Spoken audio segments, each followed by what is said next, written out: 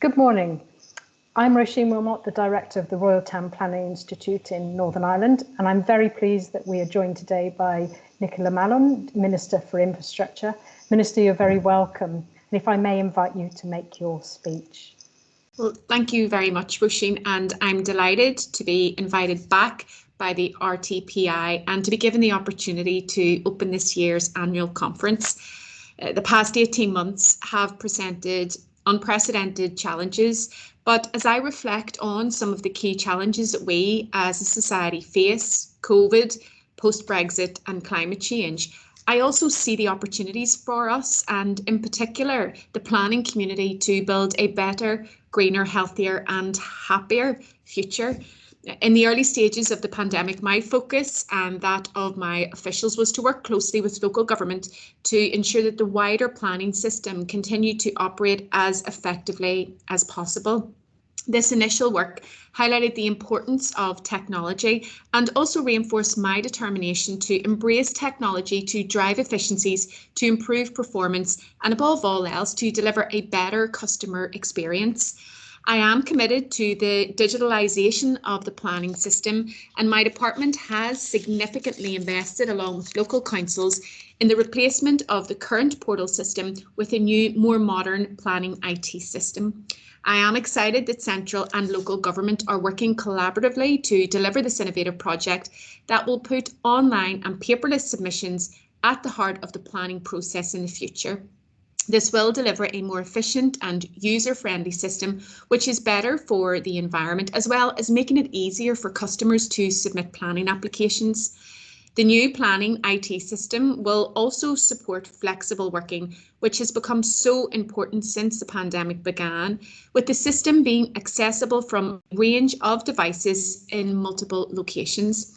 We have designed the new system with the customer in mind, be it the public, the agent developer or the consultee, who will all have access to a new common front end that will provide a consistent and improved user experience. When the system goes live next year, it will create a step change in how planning applications are submitted and processed across Northern Ireland. It will provide all parties interested within the planning process with a much easier way to interact with the system and improve access to documents at a time and place convenient to the user. So it will in effect modernise operations and improve performance for the benefit of all users and planning staff across Northern Ireland. As well as the digitalisation of the planning system, I am continuing to explore how we can seize the opportunity for improvements in other areas of planning. As you know, departmental policy plays an important role, and my department's strategic planning policy statement sets out the planning priorities and principles which are fundamental to the achievement of sustainable development and are at the centre of my drive to implement a green recovery from COVID-19. Our town and city centres in particular have faced a range of economic and social challenges exacerbated by the pandemic. Through my department's broad range of functions, I will ensure that it continues to play a proactive role in shaping high streets and town centres across the north through its varied work, overseeing, for example, the efficient and effective operation of the local planning system, promotion of successful placemaking engagement with councils, and also to support councils in preparing their local development plans. We're also keen to enhance the provision of public and community transport, the development of safe cycling and walking routes, and greater integration of our blue-green infrastructure in towns and cities to benefit citizens, local businesses and the environment. I am also focused on creating city and town centres which are cleaner, healthier and more attractive. The need to enhance pedestrian, cycling and public transport facilities in these areas is a key priority for me, and this determination to do things differently is at the heart of the bolder vision for Belfast project, which my department is driving forward in partnership with the Department for Communities and Belfast City Council. I also want to ensure that regional planning policy remains robust and fit for purpose. And so on the 21st of April, I announced my decision to review strategic planning policy for renewable and low carbon energy development. This review is being undertaken in the context of the climate crisis and a green recovery. The planning system has played an important role in helping Northern Ireland achieve and exceed the Executive's 40% target of electricity consumed being generated from indigenous renewable sources by 2020. Indeed, the latest statistics show that for the 12-month period from April 2020 to March 2021, 46.4% of the total electricity consumption in Northern Ireland was generated from renewable sources located in the north. A key challenge will be to facilitate renewable and low carbon energy development, which is supported by our communities and also protects the environment, furthering sustainable development in the long-term public interest. I intend to publish a draft renewable and low carbon energy planning policy for full public consultation by March next year. My officials are also engaged in the work currently being undertaken by the Department for Economy here in bringing forward a new energy strategy, and we will continue to work collaboratively with colleagues in the Department for Economy as the planning policy develops. My department has also commenced a review of the implementation of the Planning Act. The focus of the review is on the implementation of the legislative provisions of the Act itself and the extent to which the original objectives of the Act have been achieved. This will then inform whether there is a need to retain, amend or repeal any provisions of the Act. This review will also provide an opportunity to consider any improvements or fixes which may be required to the way in which the Planning Act has been commenced and implemented. There is no doubt also that issues with the planning system that have surfaced as a result of the COVID-19 pandemic will be considered as part of this review. To inform the review, the Department is engaging with key stakeholders in the planning system, including councils, statutory consultees, professional bodies, community, business and environmental interests. And you may well have contributed to the call for evidence which issued earlier this year. My officials are carefully and currently examining these responses with the aim of bringing forward recommendations for my consideration by the end of this year. I will then consider whether legislative amendments or other actions are needed to better achieve the objectives of the 2011 Planning Act. Performance of the planning system, and we have to be honest, was not as good as it should be pre the pandemic. And like many other areas of life, it has undoubtedly been impacted further as a result of COVID-19. And my department has been working closely with key stakeholders in a number of ways to mitigate its impact, improve processes, and ultimately increase efficiency to ensure that planning applications are processed in a timely manner. One area requiring significant improvement is consultee response times. To address this issue, my department established a cross-government planning forum of senior leaders and representatives from statutory consultees and local government to work together to build capacity and capability. The forum's key focus is to oversee the implementation of recommendations made in an independent report on the role of statutory consultees in the planning process. This work has a particular focus on improving processes and timeframes for major and economically significant planning applications. A significant amount of good work in implementing recommendations and actions has been undertaken to date by the forum, but there is still so much more to do. We also need to get better at ensuring community involvement in the planning process. Planning decisions are at the heart of every local community.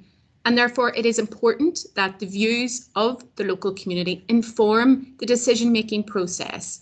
But it is not always easy to navigate the complexities of the system, and it can quite simply be off-putting for many people across Northern Ireland. That is why I established the Planning Engagement Partnership to look at how we can improve community engagement and help to improve the planning system experience for users. I know that the partnership has been sharing their knowledge and insights on the community engagement aspects of the planning system and has been holding events with regular users of the planning system and also hearing from the general public. The work of this forum has inspired and produced a wealth of ideas and information on how we could do things better here, and I am looking forward to receiving the partnership's final report and to seeing how we can implement its recommendations and make the improvements that are needed.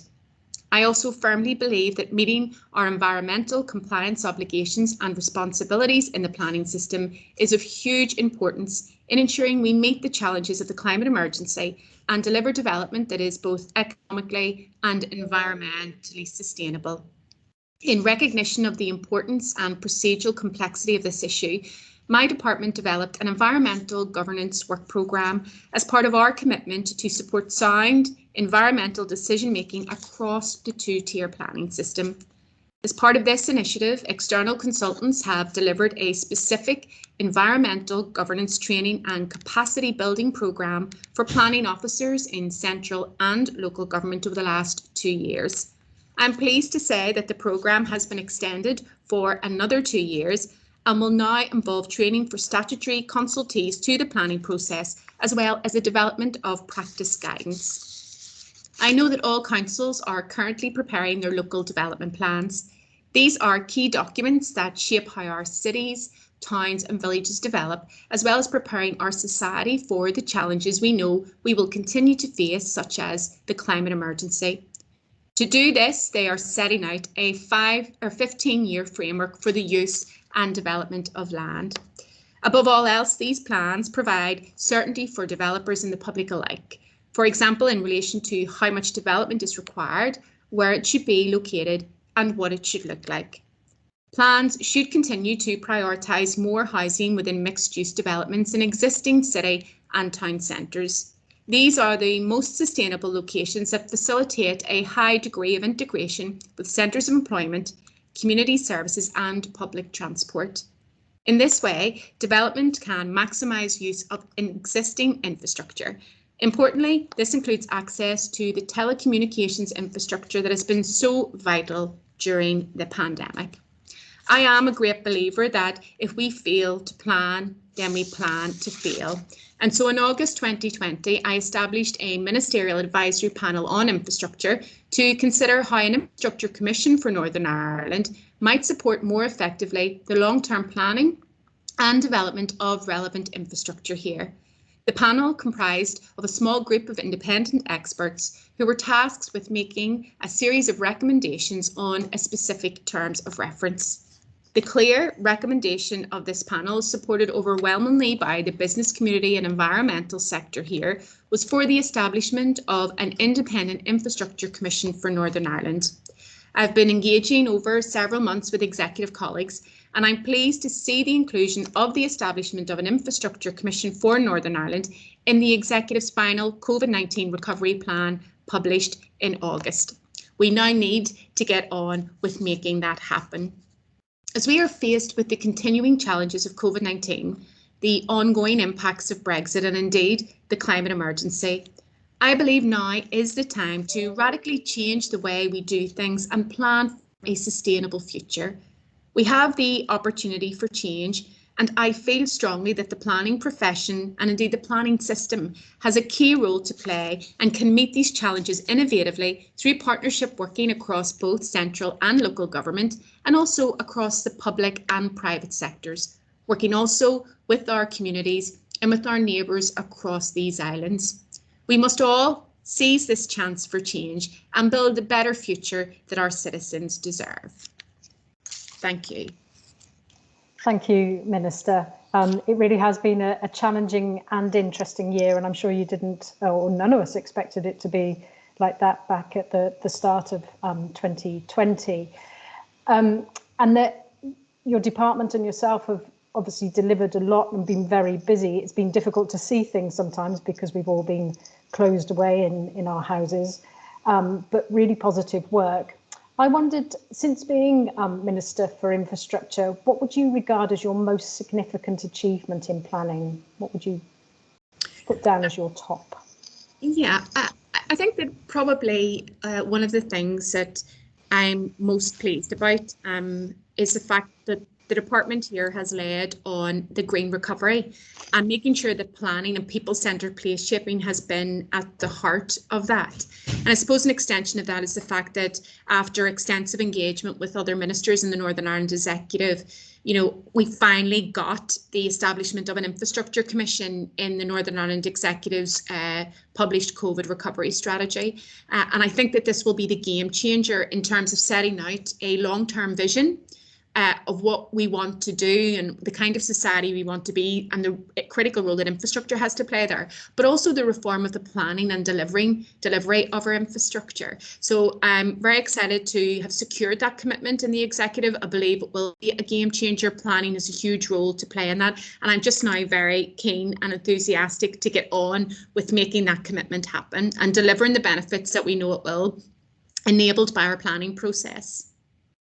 Yeah, that's really interesting, and it is about planning and planning for the bigger stuff as well that we need to do. I've got one more question really, and it's part of the conference. We like to take time to reflect on the profession, the planning system, and I suppose we've asked you what you've done for the planning system, but with that thought in mind of us reflecting on ourselves. As Minister, what would your key ask be of the planning profession in Northern Ireland? What would you ask us to do? I would say, it's the importance of having confidence and asserting itself. The level of expertise and skill within the planning profession is immense.